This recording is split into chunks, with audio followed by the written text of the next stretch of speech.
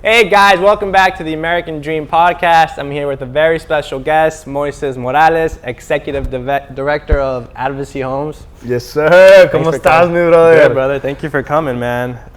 Let's get right into it, brother. What's your story? I know we were talking a little bit before this started just now, but I really want to touch base with you. So let's start with you as a kid, from there to now. Oh man, I mean, it started when I was born, you know. Yeah, literally. And no, but I'm originally from Delicias, Chihuahua, Mexico, right? Okay. So we're in Texas right now, so right under. Okay. And you know, I remember my mom and all my family members tell me that as a kid I used to talk all the time, right? And I was a troublemaker left and right, you know. And then I was always that kid, and eventually, you know, my parents got the opportunity to come to the United States, right? And we came in 2000, I want to say. We came just to visit, right? And the typical story, bro, where, you know, somebody offered my dad a job and, hey, come work. And I remember he stayed in the United States to work. We went back to finish school. And then, you know, the typical big lie that a lot of us get, right? Hey, we're going for a 2-week vacation. I'm like, awesome, dude. And 22 years later, that 2-week vacation is still going, right? And so it was one of those that at first it kind of hurt because as I found out throughout time, is it felt like I got ripped away from my roots, right? And planted somewhere else. And so, but I had to look at the sacrifice that my parents took, right? So I was like, all right, well, they worked their ass off to get us out here. What am I gonna do to make sure that I'm, you know, kind of paying it forward or paying it back, whatever you want to call it, right? And so that's when we decided, all right, well, you know, if we're gonna be here, might as well do something with it. And so I ended up trying to learn English as fast as I possibly could. And at this age, I'm 12 years old when we got to the United States. So I was like, I gotta learn English as fast as I possibly can because I did not want to be in the ESL classes. Yeah. And I was like, no, like I need to go to regular English, you know. I was in ESL. Yeah, so okay, so yeah, so you get it. And then after that, it was all right. Well, I remember even I had family members that would tell me like, dude, don't even play sports. Why are you playing sports? And I was like, well, shit, because I want to, you know. And so I remember I started playing football. I had no idea what football was, and they're like, can you kick? I'm like, yeah. You're a punter and a kicker now. I'm like, okay. And then I started playing soccer too. So, you know, I played soccer pretty much my entire life. So the fact that I was able to play it here even better. And then eventually just as time went on, I was like, all right, what else can I do, right? And I remember in Arizona on 2007, there was a law called the SB 1070 where a lot of undocumented students couldn't get private funding or even public funding. And so I had scholarships to go to ASU. I had scholarships to, you know, for Hispanic, for athletics, for academic. And just like that, they all got taken away, right? And so again, that's another wall, Kinda like a wall, that you hit and you're like, okay, well, what am I gonna do? And so we ended up finding, you know, little loopholes around there to continue that education. Eventually, somehow I got to go to ASU. So went to ASU for psychology. And, you know, my whole thought was like, all right, well, you know, I'm just going to have people sit on the couch and tell me about your problems. You know, that was the idea. But I noticed, you know, how like we were talking that I was bartending at that time. I found out that as a bartender, working 3 nights, I was making way more money than my professor who was a doctor in psychology. And I was like, this doesn't make any sense because that means he still has to go through his, like, in order for me to get to his level, I have to go through my master's. And then And I was like, bro, that's like 6 more years of school. And it did not. And you're a bartender making more money than him. Correct, working way less and having way more fun. And so I was like, this just doesn't make sense. And it got to a point where I'm like, I think I'm like, that's it. I don't know if I want to even continue because it just financially, it makes no sense, right? Yeah. And so that's when I decided, I was like, all right, well, what's the hardest thing that we can possibly do? And so somebody told me like, hey man, if you want to get into something hard, but something that gives you really good money, sales. It's like, all right, well, what's the hardest sale that you can possibly do, right? And somebody told me like door to door, like that is the hardest sale that you could possibly go. And I was like, all right, let's go for it, right? And so, because for me, it was just education. How can I get better? How can I learn? And then eventually I started working for a company called CenturyLink, Internet Phone and TV, right? So, or we were selling, not working for CenturyLink, we were selling CenturyLink. And I did that for about 5 years. And it was cool because, don't get me wrong, the money wasn't cool, but what I learned there was cool. And so, because think about it, like being leaning in the route of psychology, I was focused a lot on behavior. And so knocking on somebody's door and actually getting to the opportunity to talk to people, that's where you see people's behavior in their home, in their house, in where they feel the most comfortable, right? And so to analyze people and learn more about people and get the opportunity to, see pretty much more, learn everything about people, it was like, oh, this is exciting, right? And then on top of that, I got the opportunity to train, coach, and develop others that would come into the company. And man, that's where I started falling in love with leadership. And eventually, a buddy of mine was like, hey man, he left CenturyLink, and this is back in 2016. And then he tells me that I called him in 2017 and said, hey, how's life outside of CenturyLink? He's like, dude, it's awesome. I'm selling roofs. I'm like, you're selling roofs? You don't just go to Home Depot and get like 2 to go and that's it? Yeah, he's like, no, there's a process to it. And so he's like, you want to come check it out? I was like, sure. And I kid you not, man, in 5 hours, I made what in CenturyLink took me 5 days. And I was like, there's no way. Like, this is a joke. I remember talking to, she was my girlfriend at the time. I remember talking to her and like, or not my girlfriend, actually my fiance at that point. I was like, what do you think? She's like, I don't know, is this even legal? I was like, I think so. I'm like, I don't know. And so, I went back to CenturyLink and I just could not stop looking at roofs after that. And, I called him again and I was like, hey, can I come back? He was like, sure. And same exact thing, in 5 hours, I did what in CenturyLink took me 5 days. And I was like, okay, I think, I'm done, that's it. And so, so then I started working for with my buddy, just selling roofs. And I remember we went to Vegas, and this is in Arizona, right? We went to Vegas for the bachelor party because, I got married on August 26, 2017. Nice. And, we went to Vegas, and I asked my buddy, I was like, hey, you guys got to let me go drive around, see if there's any damage. And I was like, oh my God, there's so much damage here. And so that's when we decided. In Vegas? In Vegas. And so I was like, all right, well, I guess, is this an opportunity? Can we make it happen? And sure enough, I remember at that point, the guys that I was working with, in my wedding day, they asked like, hey, Vegas is open. You want to take it? I'm like, yes, dude. So we canceled our honeymoon. We moved to Vegas. Like we went to Vegas so I can show my wife, what I was talking about. We knocked doors during like our honeymoon. And, that's when, what do you think? You want to move to Vegas? She's like, yeah. I was like, all right, let's go. So we ended up grabbing everything. We didn't have a house. We only had our office. So we grabbed all our stuff. We took it to the office. That was October 1st, 2017. We got to Vegas around 10 p.m. 30 minutes later, the Mandela Bay shooting happens. And that was one of America's biggest, shootings in history that they've had. Yeah. And for us, it was like, that's happening down like a mile away from where we're staying. So, that's where life puts a choice in front of you, right? Where you can either go back to what was comfortable, go back to, all those people that say, no, why do you move to Vegas? You're gonna fail. You don't know anything about roofing. The family members that, ¿pa qué te vas? You're good here, right? Yeah. Or say, let's just stick it out and see what happens, right? And so that was almost 8 years ago, man. So in that time, we've done, just in Vegas alone, we've done over 8,000 roofs. We've gotten the opportunity to travel throughout the United States, teaching, coaching, training people how to do what we do, right?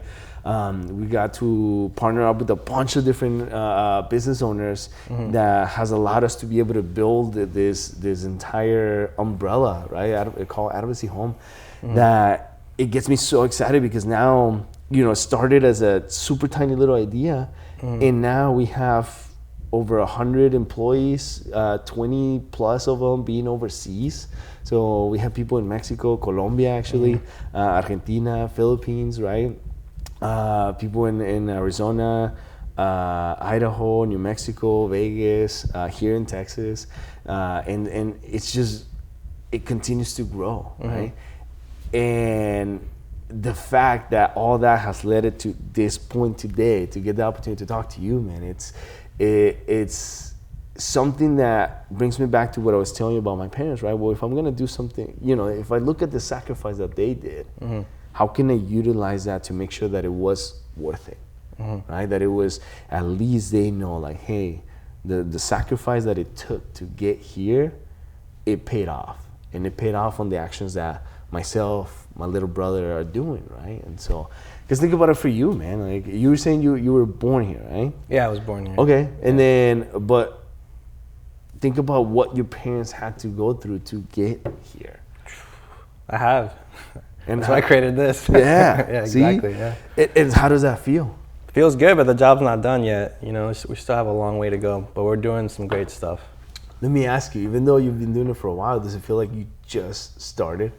In a sense, yeah, kinda. I mean, that's a good question.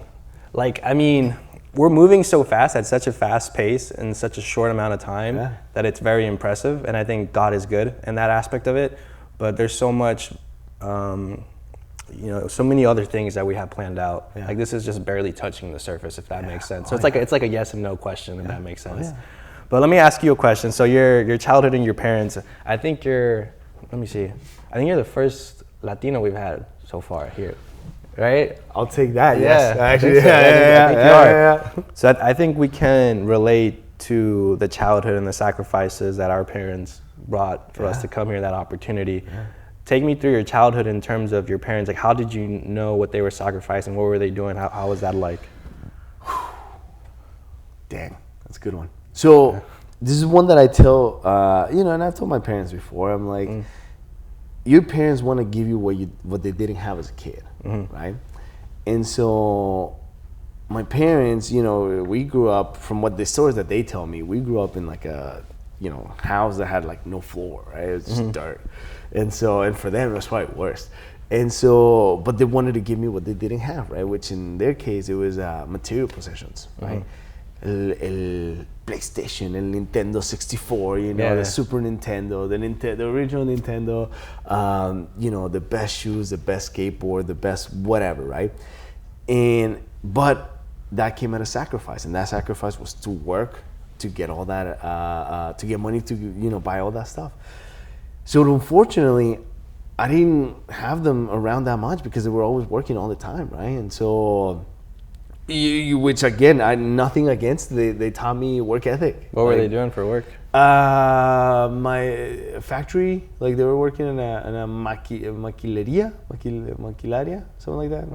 In the U.S. or was that in Mexico? That was in Mexico. Okay. And then, we come here and same exact thing, right? They're working for call place La Dolce Vita. They were making biscottis, right? And they did that forever, man. And actually, you can still find them at Costco. And so, but they no longer work there. But anyway, same exact thing, right? They came, they work, and it was one of those where, gosh, why are they working so hard? Why? What's the point? What are they trying to prove? What are they? Is it that, do we not have money? Do we? And for me, when I was working at the bar, it was money just came easy because it's the bar, right? It's tips. It's a lot of money, and so it was like, is it like what is it? And then come to find out, it was just the fact that hey, there was options that they had, but then because of the situation of the papers and the documents, there was a lot of things that they couldn't do, and unfortunately, because a lot of the times we don't help ourselves or we don't help others, right? People don't tell them like, hey man, if you actually do X, Y, and Z, you can actually open up your own business without even having to have papers. Wait, you can do that, right? So for me, my parents were always working, and that's when I realized there has to be a different way. There has to be. Like, there's no way that I'm gonna work my entire life and just work without actually enjoying what I'm doing. Because you could tell, right? You can tell in your parents' face, you can tell in their eyes that, they're tired. it's another day. I gotta go to work, right?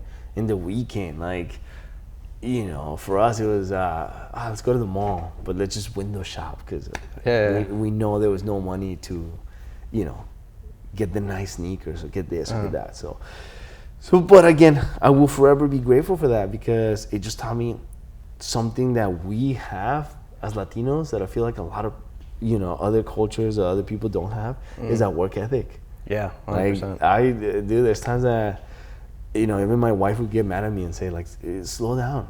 I'm like, I can't. I don't want to. I know I can. Yeah. And I know, and I need to sometimes, but it's just, I love working. And so, and again, that came from my parents. I think you're kind of on the money there. The way I see it too, which is I'm really passionate about. It's funny you say that. With the Latino community, I feel like sometimes we're underserved and unappreciated, and people kind of look over us. If you go to a Chinese restaurant, I bet you there's a Latino cooking your Chinese food, right? I say, Juan, you're parking your car, Latino. You know, you wash your hands, a towel, Latino. It's always Latinos, and I think, you know, we come here with an opportunity, and we have this dream and concept, but unfortunately, I think sometimes us as a community even hold each other down. You know, sometimes we don't want to see each other win. And then that's why I created this, because I'm like, if you open your eyes, you're like a blind horse and you see the bigger picture, you'll understand why and how to make money. Oh man, let me tell you this quick story. Yeah. And I heard this story a long time ago. There was a guy that was fishing for Mexican crabs. And you know, like he would just catch a crab and put him in the bucket and just continue fishing, right? People were looking at him like, dude, why are you not putting a lid on the, you know, that's so weird. He's not, there's no lid and none of them are getting out. What's going on? And so eventually those people that were wondering that, they came up to the fisherman and asked him, like, hey sir, like we've been noticing that you're catching a lot and you're throwing the bucket, but they don't get out. And the fisherman was like, well, you know, these are Mexican crabs, or Latino crabs, I guess in this case. Latino crabs, what does that mean? So as soon as one tries to get out, everybody else is pulling right down. Damn. And oh man, that hurts so much because it's true. It's a lot of the times, you know, instead of celebrating each other's successes, a lot of times, no, I need to be doing better than that. Or no, how can I make it so that person doesn't succeed? Or no, I was here before and that person is going way faster than I am. No, like a lot of the times we are the ones, we're our own worst enemies sometimes.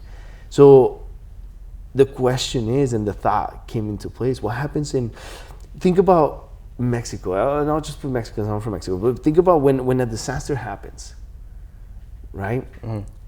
A huge earthquake or tsunami or whatever, right?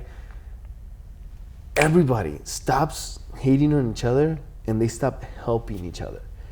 And oh man, the beautiful stories that come out of that, because we start pushing ourselves to help, right? Which again, just as good as we are to work hard, we can be really, really, really good at helping others and helping ourselves most importantly. And I think that shift is happening with something like the American dream, something like getting the opportunity to see someone young like you, right? Saying, no, we're making the shift of the cultural shift of we're not gonna focus anymore on you know, pulling each other down or stumping each other down. We're gonna focus on lifting each other up. And let me ask you this though, for you, now that you know that you're, you know, a beacon of hope for the Latino community, how does that feel? Man, that's a really good question. I've never been asked. I think in my aspect of it, or my opinion of that, I say it's not really me, it's God. Yeah. I believe in God. I believe in Jesus, and I think everyone has a purpose in life. Yeah. And I think if you do your absolute best every day and live your life towards God, I think you'll end up becoming so successful in whatever you want to do. Yeah. Right? Everyone goes through different stuff, different obstacles, different stories, but it's the same end goal. Yeah. Right? And for my end goal is to bring and create a legacy and help the Latino community. And I just want to help. People ask me, how are you so successful? I just want to help. Yeah. And I provide value any way I can. Yeah. And that's what's taken me a long way. But you know, I like to humble myself a little bit. I don't like to see myself as a, I guess, quote unquote beacon. But if people see me as a role model, that's awesome. Yeah. But I always like to preach, I'm not perfect. There's only one person that's perfect, and it's God. Yeah. Right? I'm just here living life the same way you're doing it. I'm just trying my best. Yeah. You know, and I'm trying to encourage people to like, hey man, you can do it if you just work together. Yeah. But having said that, I want to dig more into the entrepreneurship, because you're doing really well, by the way. You have over 100 employees, which is really impressive. And you're going from a dropout, essentially. Yeah. And then from a bartender, now you have over 100 employees. Where does that entrepreneurship mindset, that business mindset come from? What was the secret, I guess, in that case where you went from 0 to 100 employees? Oh, great question. It started as I'm really good at one thing, right? I'm really good at sales, and I'm awesome with people, I think, right? And when I say I'm awesome with people, meaning I understand, you know, going back to what I was saying earlier, I understand human behavior, I understand how people operate, I understand all that. So it allows me to be able to, you know, have better relationships, I guess. And so, cool, how can we make it so that we continue to grow, right? Because you have two different options. We could do this on our own and make way more money and have zero, like, you know, having to deal with people. But then it goes back to the point that you just said, right? I want to help, right? I truly feel like I'm in a people helping people business. I'm just using roofing as an avenue to get there, right? And so it feels awesome to help. You know, like I told my guys, I was like, look at, you knock on one door, right? Because we do a lot of door-to-door sales still. You knock on one door and you create that contract, right? What happens is, hey, we create an opportunity for you, sales guy. Good job. You do your job, right? Okay. And then from that, it goes into, you know, we put our contracts into our system, and then we have the person in the system that's transferring all the information. And then we have the person that makes the phone calls to the adjusters. Then we have, you know, the person that it's coordinating with the adjusters. Then we have the adjuster himself. Then we have the negotiators. Then we have the supplementers. Then we have the customer service. Then we have the construction individuals, the construction manager. When we do the construction meeting and we finally pick a color of material, think about all the work that goes into just getting one shingle into somebody's house, right? It's, we've been to those where they make the shingles, and you're like, oh my God, like all this just for that little piece of shingle. What else? You know, the material that we use gets bought on they make it in Hillsboro, Texas. So, you know, from Hillsboro, it gets driven all over the country, right? So think of all the truck drivers, think of all the, you know, everything that goes into just driving a truck. And then from there, you know, once it gets to the house, the labor, right? Think of all the roofers, think of all the people that throw away the trash, the people that, after that, I have people that do billing and people that close. So it becomes such a chain of reaction by just, and so the way we became into that more, you know, to go back to your question, it was just learning to grow, right? And problems, we're always gonna have problems, but that's the beauty of it. The reason why we are in the position that we are is because we've worked on how can we solve those problems, right? And if I know I'm having that problem, most likely somebody else is also having that problem.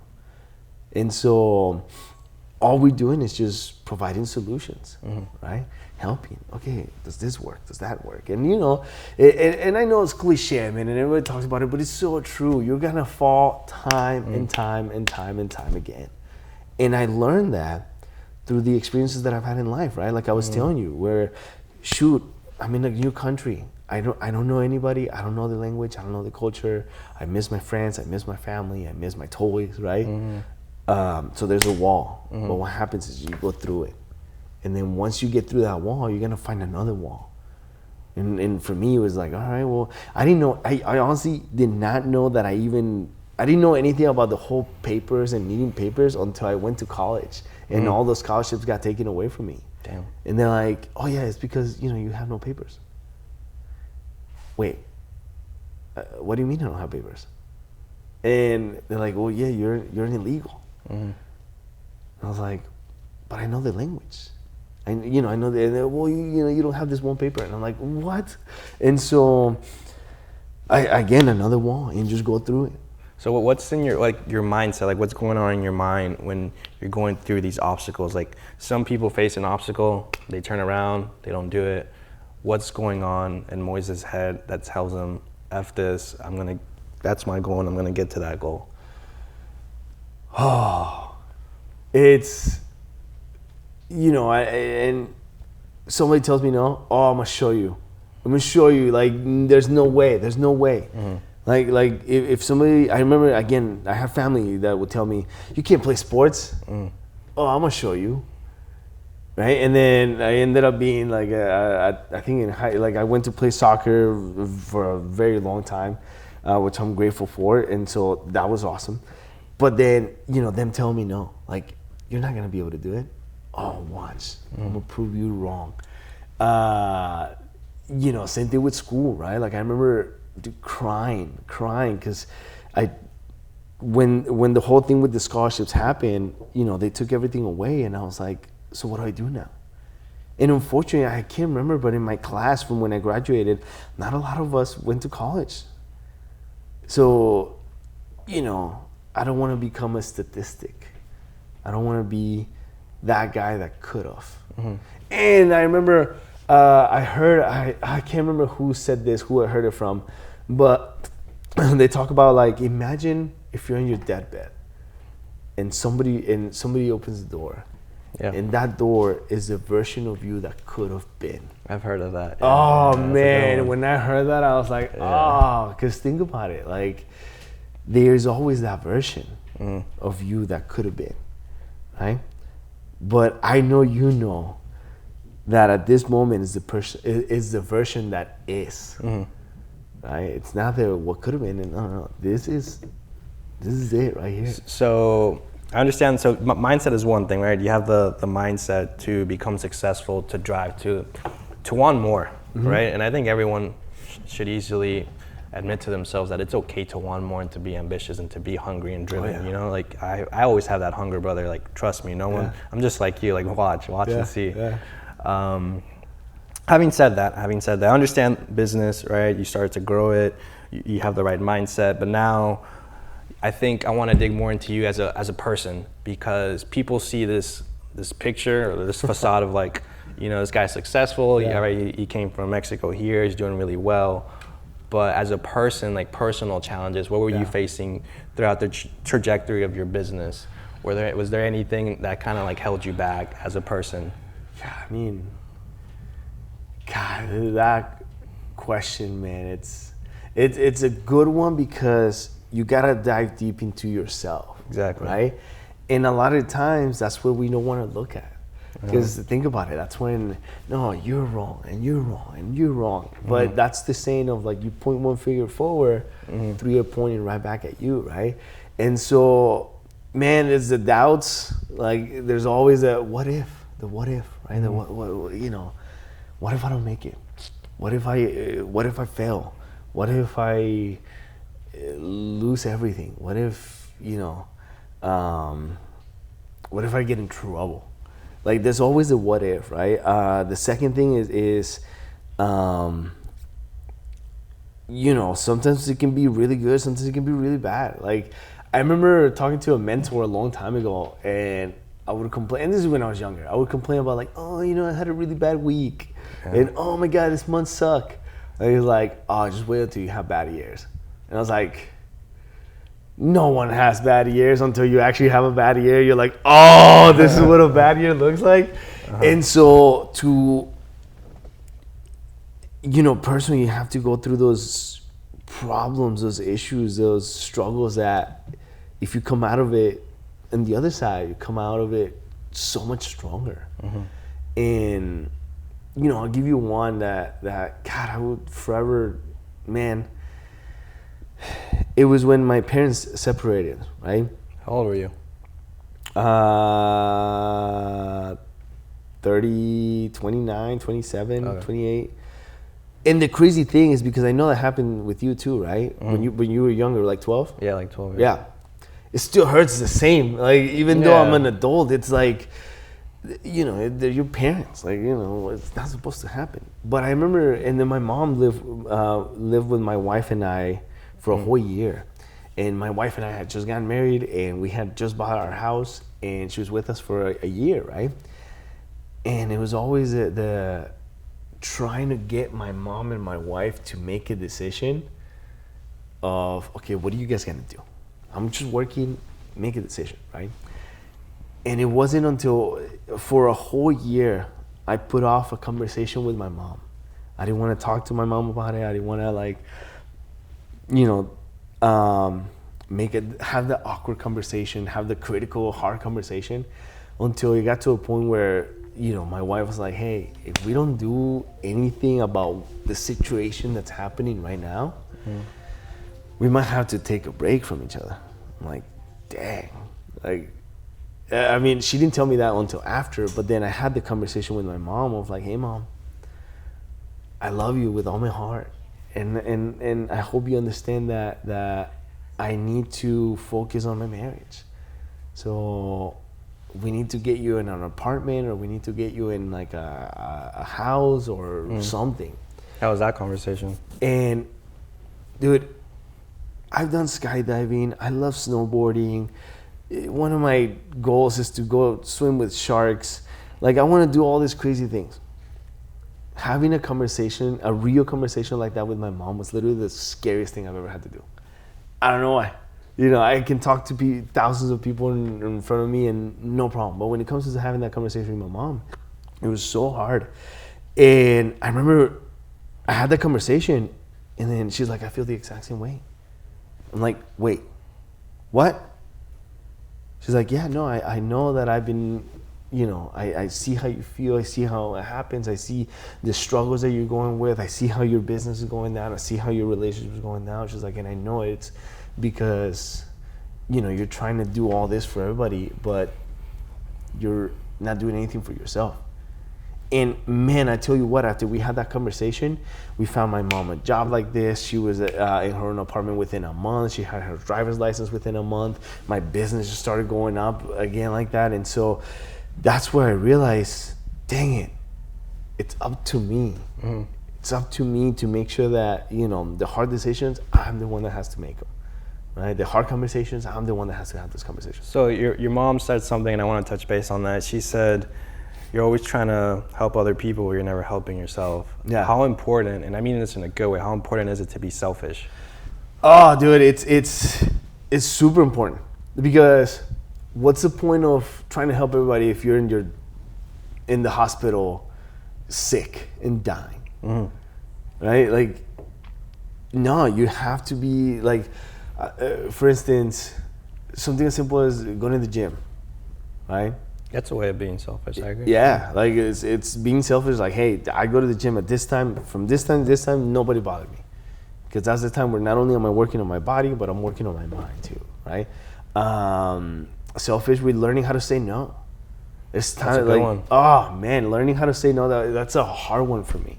Is I had to learn that the hard way, where, you know, no, because, you know, you say yes to everybody, then you start spreading yourself so thin to the point where anything can easily break you, right? And that could easily take your business down. So quick. Like, it's competitive too. You're in a competitive industry. You have to be Yeah. hungry, driven, very selfish in that aspect. Oh yeah, and you know, to be able to say, like, there's times that even in our business, right, they're like, nah, I don't want to.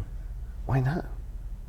Because you know, it's my my sanity over. I'd rather have my sanity or my peace of mind over anything else, right? And so learning how to say no, it's a huge one. What else? I'm very selfish with my time. Man, like, it's one of those where I think time is more valuable than absolutely anything else that's out there, right? So it's one of those where I protect it as much as I possibly can, right? And the cool thing is I take control of my time, and I'm able to do whatever it is that I want with that time, right? And, you know, that includes time with family, time with, you know, at work, time with friends, time for this, right? And most importantly, time for myself. because at the end of the day, it's, yes, I am working my ass off. And yes, like, to go back to what I was telling you earlier, the way my parents wanted to give me what they didn't have was, material possessions. For me, I want to give my daughter what I didn't have with my parents, which was time with them. And so, is it traveling cool and all that? Yes, absolutely. I love traveling. But it's one of the hardest things that I have to do because I'm sacrificing time with my daughter to be here, to be, wherever it is I'm going. So that's, the importance of how selfish I am with my time. Right? So let me ask you a question. So in the trajectory of your success in business, I know you mentioned your girlfriend and then fiance wife, who's the same person. How important was that throughout the development of everything? Oh, I love that girl, man. She, jokes. I would not be here if it wasn't for her. Why is that? She's pushed me all the way. Like, we were just having this conversation like 2 nights ago. We were sitting, we just got like our entire backyard redone, which, we look at it and it's like, oh my God, did you ever picture this? Like, no. Did you? No, dude. And so it's the beauty and the magic of growing together, right? We're not growing old, we're just growing together. And so what does that mean? Is, when her and I first met, it was like, hey, nice to meet you. Hi, how are you? And then from there, it just kept growing little by little, right? And so we lived in like a kind of cool apartment. And then we had to like downgrade to a super crappy apartment, like super crappy in the super ghetto. And it was like, oh man, which, it was in Scottsdale, and the super ghetto was like McKillop's and Granite Reef. It wasn't it was still nice. And so, but then I had to move to 48th and Broadway. That was ghetto. Anyway, so we started like growing, and I remember like the apartment that we had, it was just a 1 bedroom, 1 bathroom, super tiny apartment. And then from there we moved into a bigger apartment, and then we got into like this awesome condo, and then we moved to Vegas, and then we had this awesome house, and then that we rented this house, and then we ended up buying a house, and then we just kept growing and growing and growing. And then our family grew by a kid, and then our family grew by a business, and then now we have the opportunity to do this and that, things that back in the day we used to talk about, and now we're actually doing them. And so to be able to have, and that's one. The second thing is I'm able to go to work with a peace of mind. I'm able to go to work knowing that, hey, my wife, we're grateful and lucky enough that she doesn't have to work, and she, takes care of our daughter pretty much most of the time, actually all the time. But I get to see how my daughter is growing up, and I get to see, how caring, how, her laugh, her love, her, like everything about my daughter makes it so that she's learning that from my wife.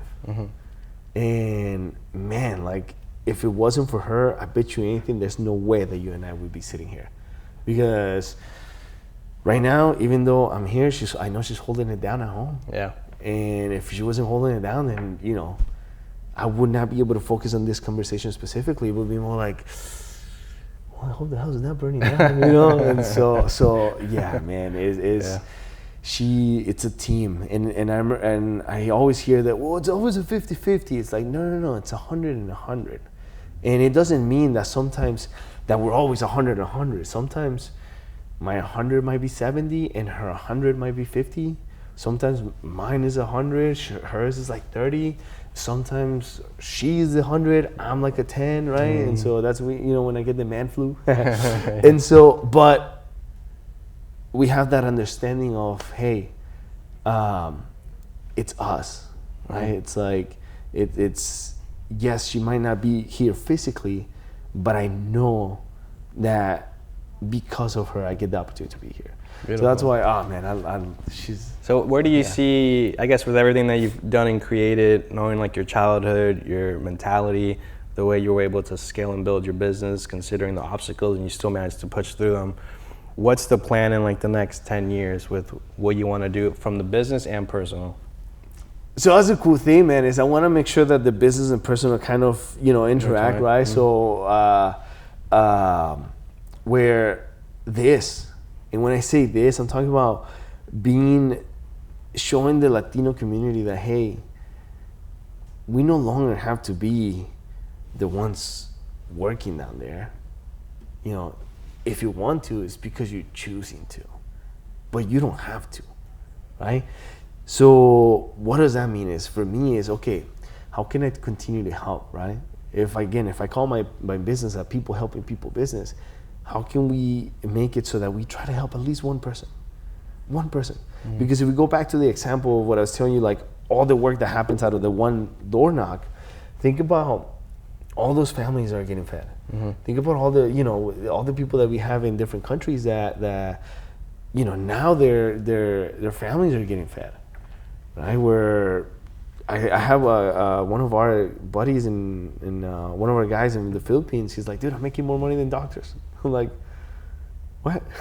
Okay, like, good for you, right? Uh-huh. And so now the next step is, okay, how can we capitalize on making sure that we are continue to helping, continue to developing others, because I'll tell you, there's a statistic that I read recently. For every 10 contractors that are retiring, uh-huh, they're only getting replaced by 3.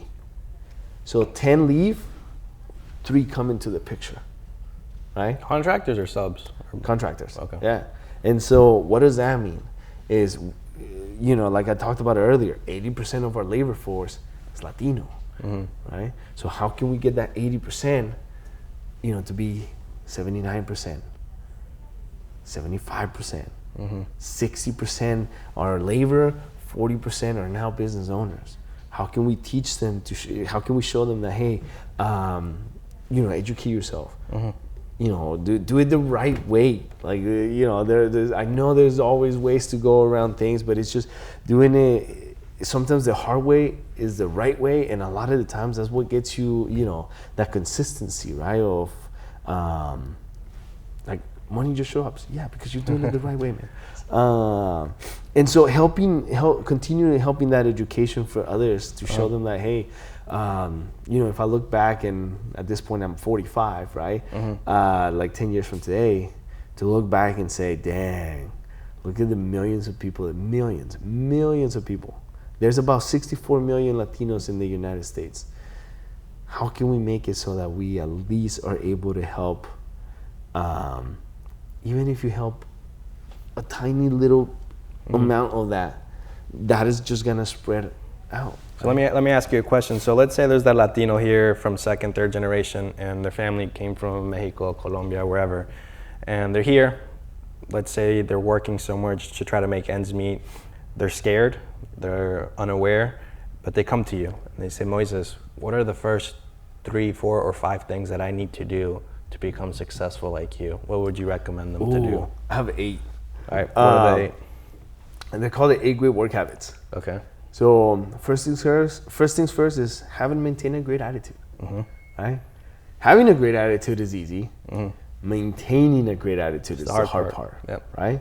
I know you've known it when where something doesn't go your way, and you just want to lose your, mm-hmm, but hey, I gotta maintain a great attitude, mm-hmm, right? Be on time. I tell my guys, like, hey man, be on time. Super important. It's again, for me, time is the most important thing that I have, right? So just like how you respect my time, I want to respect, my clients' time, or whoever time they're talking. Number 3, be prepared. And be prepared by, whatever they're, if it's a new guy that's coming, how, what do I want to learn? Okay, well, what do you want to learn? Mm-hmm. You want to do sales? Okay, how prepared are you in sales? Oh, you're not prepared? Okay, well, let's get you prepared. Do you think it's important to be in sales to be a business owner? Yeah. Okay. Oh, yeah. And it's not just about the sales, it's just about how to be able to have a simple conversation. Interaction, yeah. Like how to be able to, they call it the elevator pitch. How do you do the elevator pitch, right? So yeah, learning sales, and so, be prepared with something as simple as put gas in your car before it runs out. Something like as simple as that. It's, that's how you prepare. Work a full day, right? Number 4, work a full day. It doesn't mean like you're physically working, you know, full day. Oh, I gotta, you know, Mo told me to work 24/7. Like, no. When I say work a full day is, you know, separate your days into different parts, right? So like, for instance, for me is the morning is for me, that's when I work on myself, right? A little bit in the morning, I get the opportunity to be with my wife and my daughter, and I'm just working on my relationship with them. And then I get to go to the office, and that's when I'm working on you know, whatever it is that I'm working on. And then even then, it's like, okay, at this time I'm working on this, I'm working on that, and then now this hour I'm working on this other thing, and then now I'm moving into the next thing, right? When I get back home, right, from like 5 to 8, family time. I'm working on my family, everybody leave me alone, right? And then from 9 to 10, that's where, hey, I get to work in the relationship with my wife. How was your day? What'd you do? What was the hardest thing? How's Violet? What was the craziest thing? Show me some pictures that you took. And we're just working and then at the end, at night, right? That's usually when I either get back to work because I want to be, you know, ahead of the game. Or, you know, that's where I indulge in some FIFA. And so, but, you know, working a full day, right? Work your territory correctly. So know what you're doing, when you're doing it, and all that. Number 6 is respect your customer and your client. So whatever it is that you're doing, you have a customer. Respect your customer and your company, sorry. You have a client, you have a customer. Respect them. Like I told my guys, I'm like, because of those guys that we're doing the roof for, we have work, right? The company, same exact thing, respect the company. Because of the company, either yours or somebody else's at the moment that you're working for, right? Respect it, right? Because of that company, it takes a lot of work, and I know you know, it takes a lot of work to keep something going. Yeah, consistency, I think, is that consistency, correct, right? Yeah. So respect it. And then the last 2, they're my favorite, dude, is understand your opportunity. Understand your opportunity. Think of, you know, let's put you as an example, right? What is your opportunity with the American Dream? My opportunity with the American Dream is to captivate, motivate, inspire a community that's never had the opportunity. The way I met my mentor at 2 a.m., I want to bring that opportunity to them. That's what I want to do. That's awesome, dude. And so, but you understand it. Of course. Right? And then we can even dive deeper into it. Right? What kind of people do you want to mentor? You know, how big do you think this can go, right? So for me, it's the same exact thing, right? I understand that, hey, we've actually done some work that can lead to something bigger than us, right? Where we can make it so that I'm creating something called dejando huellas, right? Which is leaving footprints. And what does that mean is we're literally, from everything, the entire experience that we've had, hey, this is how I messed up. Let me teach you how I was able to move forward, right? But again, we understand that opportunity. And once you understand that opportunity, you got to take control. You have to. You're the one driving. No one else is. This vision, I see it because you presented it to us, but who's the one that sees it even more? You are. Creator. Yeah. And you're taking the control, man. You're the one that's, again, at such an age, who else is doing this? Who else is taking the time, the effort, the sacrifice, the late phone calls, the frustrating calls, when things don't go right, when you're expecting something and it doesn't go that exact way, and you're like, right? But at the same time, you're the one taking responsibility for the things that do go good, both bad and good. Yep. Right? And so, but who's the one taking control? You are. Absolutely. So think about it, man. Like those 8 great work habits that we call them, right? Those are the habits that have led me to where I'm at. So 8 was take control? Yeah. Okay. 8 was, so 7, understand your opportunity, 8, take control. Because again, it's you're the one in control. Are things gonna go always the exact same way you expect them to? No, of course not. No. Yeah. But you don't let that bring you down. You take the control and you find a different way, right? And so, and if that doesn't work, guess what? I'm gonna find a different way. So let me ask you a question. I know we're a little short on time here, but essentially with everything. Would you consider yourself a spiritual person, or? Yeah, I mean, it depends what type of spiritual we're talking about. Well, do you believe in a higher power? Is there anything else that I guess kind of motivates you to become or do what you want to do in your business?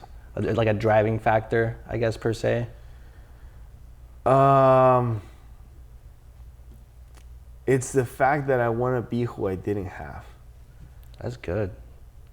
Wow. So, because again, it's that's why, earlier we were talking about a movement. Yeah. Right? Yeah. I didn't have that movement. I didn't, I tried, but people were like, "You're dumb." All right, I guess, But then now I see it again, and that ignites me, and that excites me, man, and that makes it so that, okay, how can I be part of it? How can I put my 2 cents in? How can I leave my grain of sand? How can I, leave my fingerprint? How can I, como estoy dejando huellas yo, right? So, because at the end of the day, it's gonna happen one way or the other, right? And so it's up to us to guide it to where we want it to be. Beautiful. And so, again, I just want to be who I didn't have. I like that. Yeah. What would be your closing statement, I guess, to sum everything up for anyone that's listening or watching? What would be your final words? Man, remember that, it depends on who's watching. I know there's a lot of different, types of people that are going to be watching this. But at the end of the day remember the sacrifice that you've done in the past. Right? And that sacrifice doesn't come from you. It comes from your parents. It comes from their grandparents. And it doesn't matter if it's somebody that was born here, that is from here, that their parents never had to, they don't come from a different country, right? No. Like, there was a specific sacrifice for every single person to get to where they are, right? Sacrifice via time, via work, via, whatever it was. And the most important thing, dude, is you gotta be grateful. You got to be grateful. We worked really hard to get to where we are. All of us, right? And some of us might say like, well, I haven't worked hard enough yet. But guess what? If you wanna be in a spot like this, right? If you wanna be in a position of leadership, if you wanna be in a position of developing others, of helping people, right? You have to be grateful with who you are first. Because if you're not, then what's the point, right? You're not happy with yourself. So then that's why being grateful with not only who you are, with what you are and what you're becoming, what you have, man, that is one of those things where it makes it so that I did that. Wow, I was able to do that. Like again, like I was having that conversation with my wife, and we're in our backyard, and we're like, yeah, we did it, and again, but it's because of that the feeling of gratefulness that allows you to be able to say, cool, I'm gonna continue to work towards that, right? So yeah, man, just one of the, to kind of summarize it is be grateful for that sacrifice, because at the end of the day, is it hard? Yes. Do a lot of times sometimes we want to quit? Like, yes, of course, but trust me, man, It's worth it. it's so worth it. It's so worth it. Sí se puede, bro. Yeah, bro. Sí se puede, dude. Sí se puede, 100%. All right, guys. Thank you so much for tuning into this amazing American Dream episode. I'll see you guys on the next one. Nos vemos. Good, bro. Dude, that was awesome, bro. That was so good. Oh, man. You're fine with it. Una vez que casi hasta se le salen las lágrimas, no te miento, dude.